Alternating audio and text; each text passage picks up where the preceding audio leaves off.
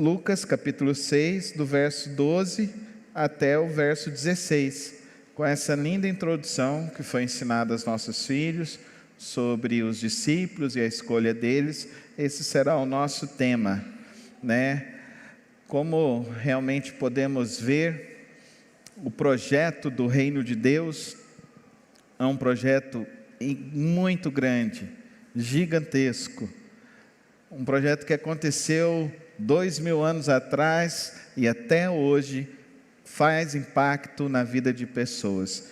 E começou esse projeto aqui.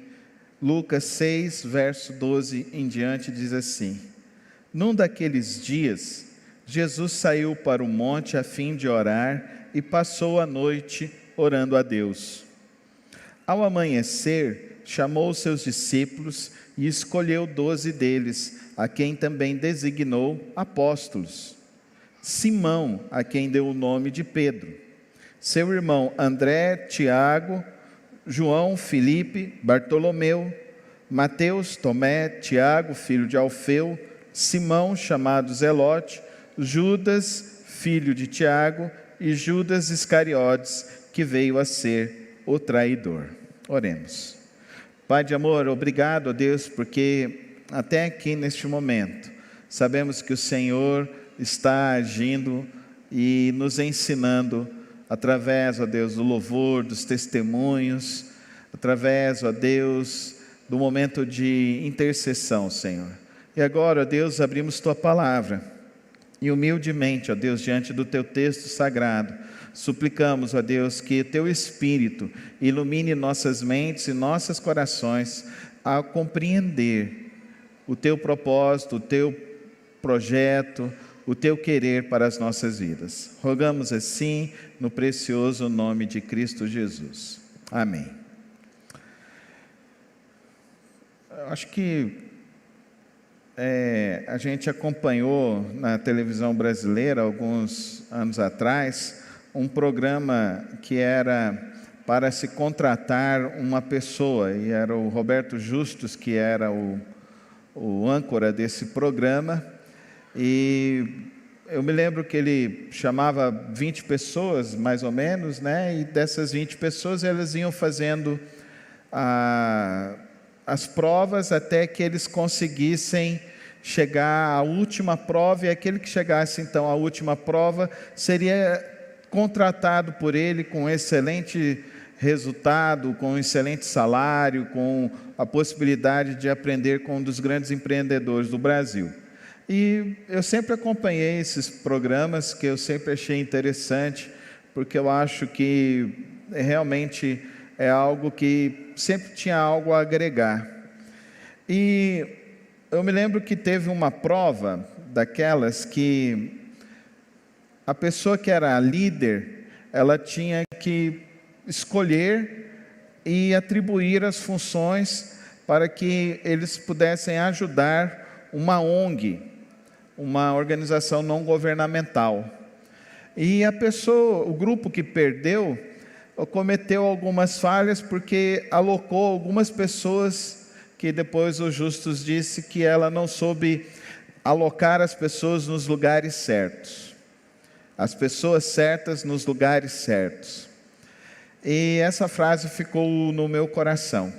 As pessoas certas nos lugares certos. E eu, olhando para esse texto, eu penso sobre isso. Pessoas certas nos lugares certos. Você montaria uma equipe que você queria realmente impactar o mundo todo com pessoas que eram temperamentais, pessoas que eram de partidos políticos diferentes, pessoas que eram extremamente preconceituosas, de pessoas que não tinham nenhum tipo de formação, eles eram analfabetos. Se eu te contasse isso, se você estivesse ouvindo essa história, você falaria que o projeto desse homem daria certo? Com certeza nós diríamos que não daria certo. O projeto vem, que a gente ouve as pessoas falando na administração, se você quer empreender um melhor projeto, Então isso já até virou um slogan hoje. Então escolha sempre as melhores pessoas para ocupar os melhores lugares. E a gente vem ao longo da história acreditando nisso, nas melhores pessoas, nos melhores lugares. Mas a palavra de Deus nos diz uma coisa completamente diferente. O texto está nos falando de um projeto que, para dar certo, e aqui é o que nós precisamos aprender nesta manhã. O que nós precisamos fazer para que os projetos que vamos fazer no reino de Deus, e entendendo que o reino de Deus compreende toda a nossa vida, o nosso relacionamento conjugal, o nosso trabalho profissional, o nosso ministério dentro da igreja, o nosso trabalho como cidadãos, tudo isso para nós cristãos engloba o reino de Deus. Nós não podemos ter uma visão que separa reino de Deus do mundo, que separa servir na igreja e servir no mundo. Nós precisamos ter uma visão em que somos chamados para viver com Deus em todos os lugares, em todos os momentos e de todas as formas viver para Deus, para Jesus Cristo, para o reino de Deus. Então a primeira coisa que Jesus faz, verso 12, naqueles dias Jesus saiu para o monte a fim de orar e passou a noite orando a Deus. Você quer realizar alguma coisa na sua vida que realmente você queira que venha dar certo? Então pratique isso. Uma vida sem oração é uma vida fracassada. Um cristão que fala para mim, pastor, eu não consigo orar, é um cristão que para mim não se converteu a Jesus Cristo. É um cristão que não compreendeu o evangelho de Jesus Cristo. Um cristão que não tem tempo de orar, ele corre o risco de fracassar em várias áreas da sua vida. Eu ouvi uma história muito interessante essa semana de um pastor. E diz que a irmã procurou ele, o casal teve um problema no casamento, discutiram, e o marido virou e mandou a mulher embora dentro de casa. E a mulher foi embora, e a mulher desesperada foi lá, conversou com o pastor, e o pastor ouviu e disse que a mulher ficou quase 1h30 falando mal do marido, e o pastor parou assim, respirou, na hora que ela parou, e perguntou para ela assim, quanto tempo você ora pelo seu marido durante o seu dia? E a mulher parou, olhou para ele assim, não, eu oro. Não perguntei se você ora. Quanto tempo você ora pelo seu marido? Você ora 10 minutos? A mulher falou assim, não. Você ora 5 minutos? Não. Você ora 1 minuto pelo seu marido? Daí disse que a mulher virou e falou assim, eu já entendi, pastor. E agora, o que eu faço? Volta para a sua casa, e daqui até a sua casa você vai orando, e peça que Deus toque o coração do seu marido. Ela chegou em casa e falou que encontrou com o pastor, e terminou o culto domingo de manhã, o irmão veio na porta e falou, eu preciso falar com o senhor. Vamos falar então. Terminou o culto, sentou, e o marido começou a falar para a mulher, falou mal da mulher, falou tudo que estava acontecendo e tal, e o pastor até virou e brincou comigo, virou e falou assim, parece que aquela irmã lá é o problema mesmo do casamento. Mas eu ouvi, e ele também, 1 hora falando, e ele virou e fez a mesma pergunta para ele, quanto tempo você ora pela sua esposa durante o seu dia? Não, eu oro por ela. Não, quanto tempo? Você ora 10 minutos? Não, eu já entendi, pastor, eu não oro por ela. Você já orou por ela? Eu acho que eu nunca orei por ela. Você acha que vai dar certo a sua família assim? Eu quero te fazer uma pergunta, querido irmão, nessa manhã. Você ora pela sua família? Pelos seus filhos? Temos alguns irmãos que são empresários na igreja. Você ora pelos seus colaboradores? Temos alguns irmãos que são empreendedores, que têm os seus clientes. Você ora pelos seus clientes? Eu me lembro alguns anos atrás que eu fui conversar com um irmão na igreja. Eu cheguei e falei: e aí, irmão, como é que estão as coisas? Vou mostrar como estão as coisas. Ele tirou um calhamaço assim de cheque e colocou: olha aqui, pastor, tem até igreja aqui, ó, que não paga, tem essa igreja. Ele mostrou. Eu falei assim, eu peguei e falei assim: e aí, o que você faz? A palavra de Deus nos diz o seguinte, irmãos: odeie e odeie cada vez mais as pessoas. É isso que a palavra de Deus nos diz? O que a palavra de Deus nos diz? Que nós devemos orar por quem? Por aqueles que nos perseguem. Eu falei com aquele irmão: vamos fazer um propósito, eu e você, todos os dias.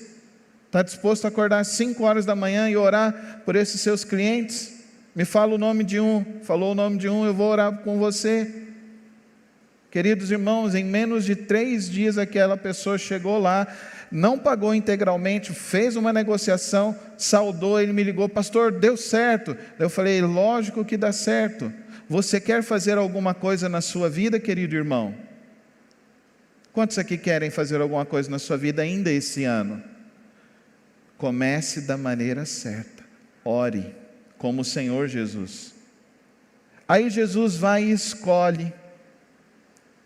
E o texto, nós sabemos que ele escolheu os primeiros 4 discípulos, foi Pedro, Tiago, João, não é isso?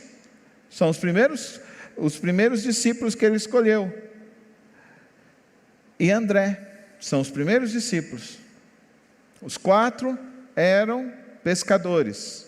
Os 4 não sabiam nem ler nem escrever.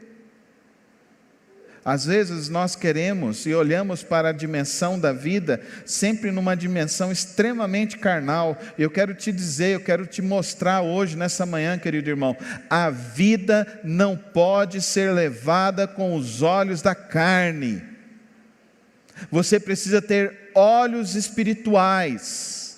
Você foi chamado não para você continuar na sua vida biológica, de nascer e morrer, nascer, envelhecer e morrer. Você foi chamado para uma vida nova, que se chama vida eterna, vida zoe, vida eterna. Então você precisa olhar para a sua vida agora, não como uma sucessão de dias que as coisas vão acontecer, você vai e vai morrer no final. Você precisa entender que agora você tem uma outra dimensão de vida, e essa dimensão de vida significa vida eterna com Deus. Amém, irmãos? É isso que eu e você precisamos entender. É isso que o mundo está precisando entender nesse tempo.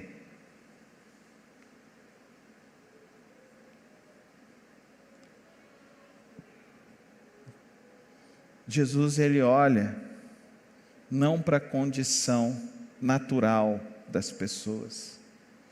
Se você olhar para as coisas na condição natural, as coisas não vão dar certo. Jesus olha sempre para a dimensão espiritual. Eu e você precisamos aprender a desenvolver essa visão espiritual, amém? Quantos aqui querem desenvolver a sua visão espiritual? Diz assim: eu quero desenvolver a minha visão espiritual. Mas você precisa realmente querer isso. Isso vai da sua decisão. Isso vai da sua decisão de, ao acordar, entender que você está vivendo uma nova dimensão de vida. Isso vai transformar o seu dia a dia, isso vai transformar os seus relacionamentos, isso vai transformar a maneira como você se veste, a maneira como você fala, a maneira como você se porta. Agora, se você já acorda e olha para as coisas da perspectiva natural, Pedro é explosivo, vai explodir, vai dar problema. Mas se você olha na dimensão espiritual, Pedro, ele vai ser dotado de uma ousadia muito grande, que quando ele pregar o primeiro sermão dele, 3.000 almas vão se converter. Você pode dar um glória a Deus? É assim que Deus quer olhar para mim e para você nessa manhã. Para de olhar para a tua vida na dimensão natural. E começa a olhar na sua vida na dimensão espiritual, na dimensão de quem te fez, que é o Senhor, o nosso Deus. Amém, irmãos? Com Pedro e André, o que acontecia? Eles passavam a noite toda, não deu peixe. Não é assim, irmão Wendel? A gente fica lá na beira do rio e tal, passa meia hora, 40 minutos, 1 hora, 2 horas, não pega nada. Aí sempre um fala assim, hoje nós não vamos pegar nada. Eu sempre, quando estou no barco, eu não sou desse pessimista, eu não sou desse negativo, não sou negativo em nada na minha vida. Aliás, teve até um ministro do Supremo Tribunal Federal que falou que o Brasil vai de mal a pior. Eu não sou desse tipo de pessoa, não. Eu sempre acredito que as coisas sempre vão melhorar, porque quem norteia a minha vida é o Senhor Jesus Cristo, amém? E quem tem Jesus sempre vence, amém, irmãos? Sempre progride, sempre avança, amém, irmãos? Eu creio assim. Eu não creio num Deus que me fez para sofrer e para as coisas acontecerem de mal a pior, não. Ele me fez aqui para fazer diferença nesse mundo. Eu creio assim. Eu creio que Ele vai fazer diferença. Aí eu achei tão interessante. Talvez a gente estava lá na pesca, ninguém deveria assim, calma, irmão, acredita que é agora. E foi, irmão, ele jogou, mas ele jogou, já fisgou e já correu. Eu falei, olha, esse é grande, e realmente já foi um peixe grande. Era o finalzinho do dia, Paulão, não era para pegar peixe, mas a gente foi e pegou. Eu quero te ensinar, querido irmão, tem uma visão espiritual na tua vida. Tem uma visão espiritual. Eu sei que muitas pessoas foram criadas assim, você não vai dar certo, dentro da escola, você nunca vai aprender, sofreram bullying, diversos tipos de escárnio na sua vida. Não, querido irmão, tem uma visão diferente, tem uma visão do potencial que Deus pode agir. Olha aí, Pedro ditou alguns livros da Bíblia, André, companheiro de Pedro, Tiago e João, o autor de 3 livros da Bíblia, 4 livros da Bíblia. Dá para você entender que a gente está aqui nessa vida para viver numa dimensão espiritual, numa visão espiritual. Qual que é o primeiro conceito então que nós precisamos aprender? Orar, amém, irmãos?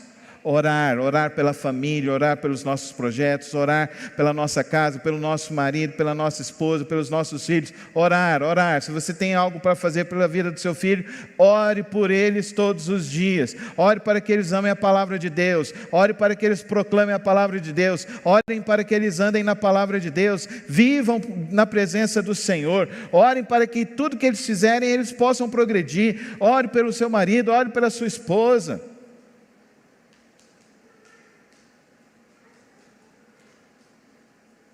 No Soraya tinha uma colega de trabalho que o marido estava dando muito trabalho para essa colega, e essa colega um dia perguntou para ela, e a Soraya me ligou, Carlos, ela está muito abatida, ela descobriu um monte de situação. Eu virei e falei assim, irmã, o que você quer? Ela falou assim, eu quero minha família unida, então vamos orar. Amém, irmãos? Você acredita nisso? Acredita que existe o poder na oração? Eu acredito demais nisso. Jesus acreditava, Ele orou, e Ele olhava agora, não mais na perspectiva carnal, natural, Ele olhava na perspectiva espiritual. Tenhamos visão espiritual. Terceira lição que esse texto aqui nos diz, aqui também, queridos irmãos, quando ele fala aqui desse Bartolomeu, desse Mateus, desse Tomé, nós só estamos aqui só falando de gente incrédula. Bartolomeu foi aquele que virou e falou assim, pode vir alguma coisa boa lá de Nazaré? Incrédulo.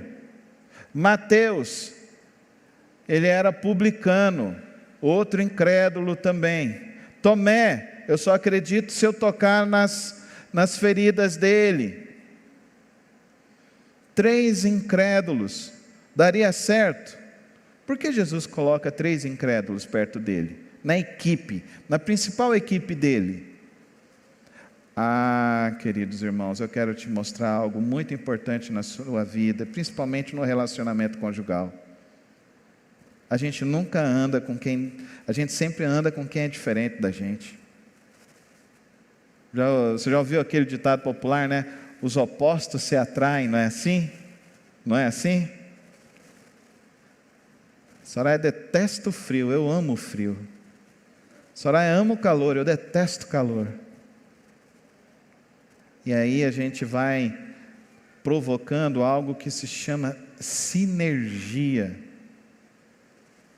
A sinergia é a capacidade de duas forças opostas resultarem numa energia, numa síntese maior. Isso se chama sinergia. Quem é Mateus? Mateus é aquele que era publicano, o traidor dos judeus, mas que vai escrever o Evangelho de Jesus para os judeus. Bartolomeu, ele vai ser o pastor das sinagogas. Dá para você entender?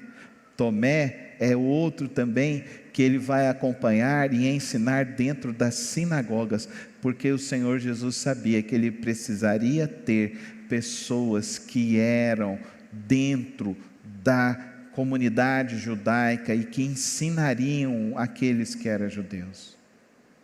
Eu quero te ensinar algo para a sua vida, querido irmão, principalmente você, pai e mãe.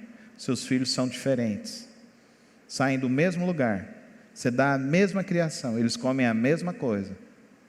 Um vai virar para você e vai falar, eu gosto disso. O outro fala para você, eu nunca gosto disso.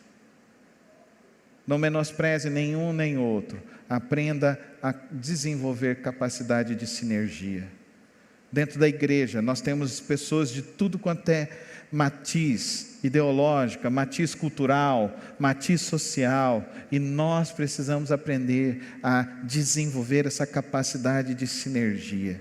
Talvez eu não sou bom nisso, você não é bom naquilo, talvez a gente não faz e não tenha o mesmo pensamento nas mesmas coisas, mas o que eu tenho aprendido na igreja é que cada vez mais pessoas diferentes acrescentam muito no reino de Deus, amém, irmãos?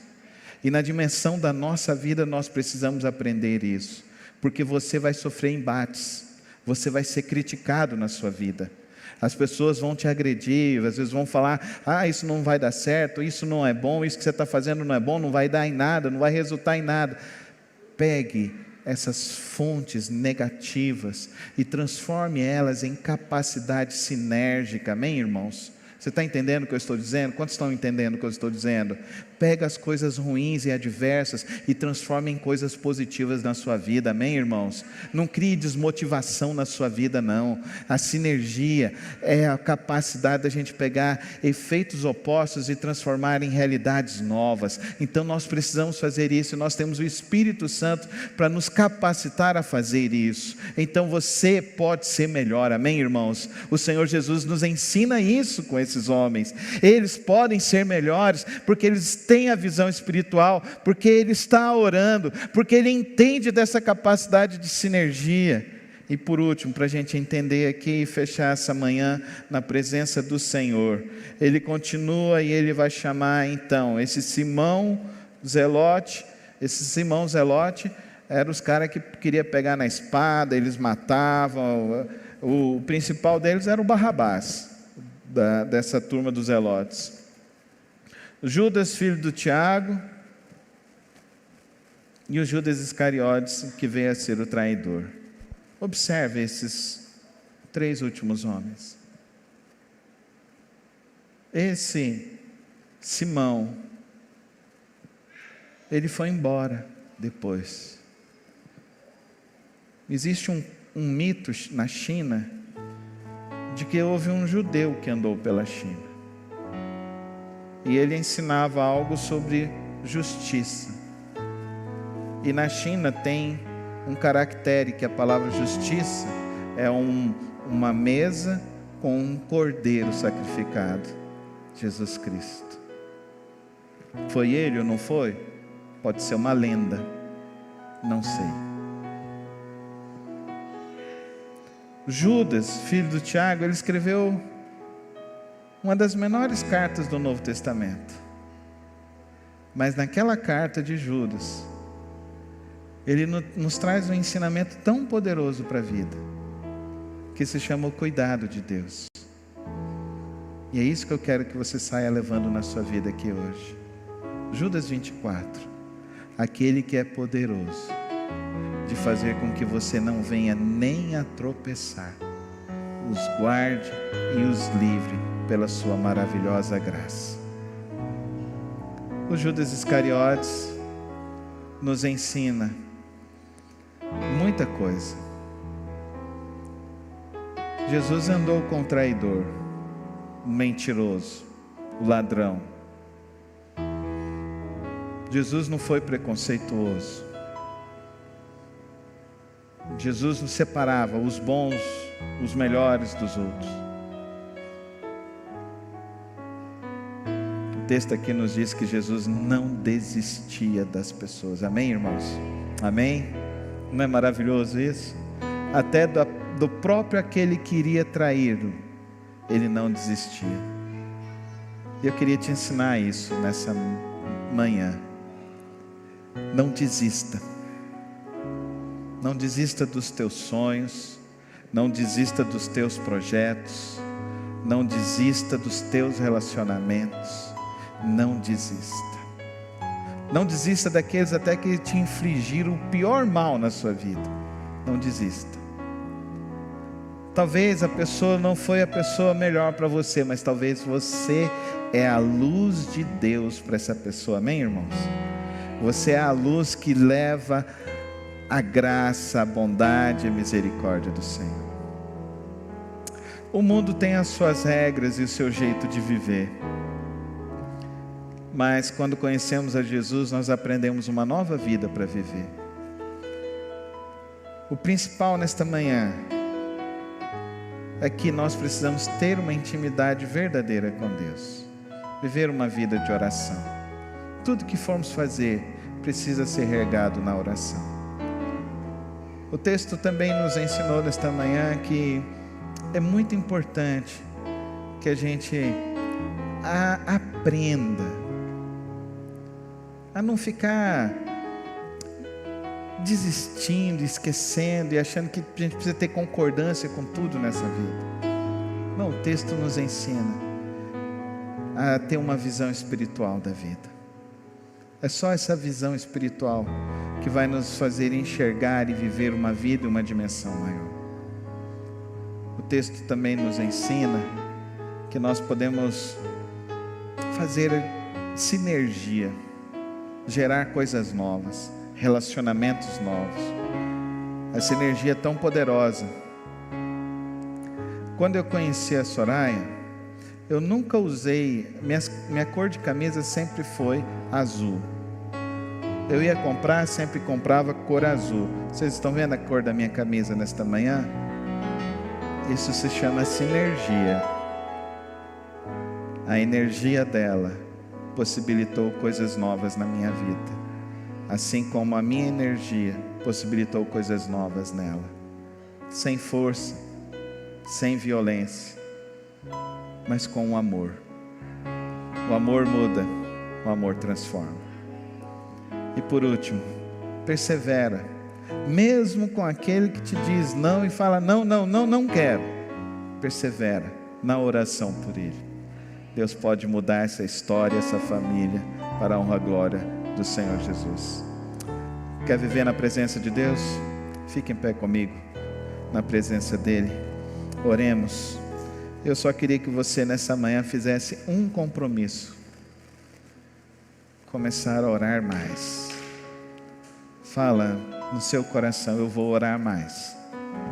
Orar pela minha família, orar pelo meu trabalho, pelos meus colaboradores, pelos meus amigos. Eu vou orar mais. Se você sair com essa decisão nesta manhã, eu tenho certeza que Deus irá abençoar muito a tua história, a tua vida. Essa é a minha oração nesta manhã. Pai de amor, Pai querido, abençoa os sonhos, abençoa os corações.